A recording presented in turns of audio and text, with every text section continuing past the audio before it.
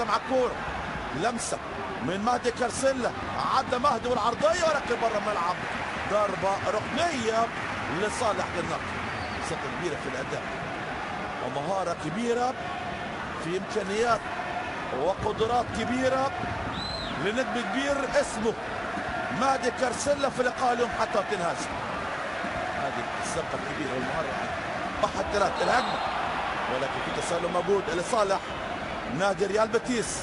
الرايه من المساعد الاول انيجو بريتو وصفاره من حكم اللقاء الاسباني دانيال اكون حكم هذه المباراه. هذه العاده والباص ولكن طبعا قرار في على اليمين ناحيه مهدي كارسيلا. عرض الملعب حلوه من كورنشيانس مقابل 2 مليون يورو. هذا هو الهدف الجديد طبعا اللي سجله النجم مهدي كارسيلا.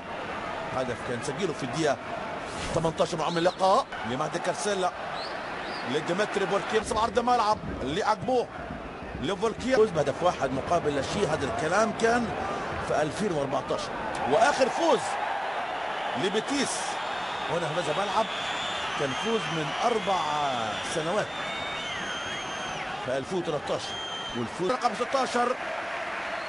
ونزول مشاهدينا اللاعب اليوناني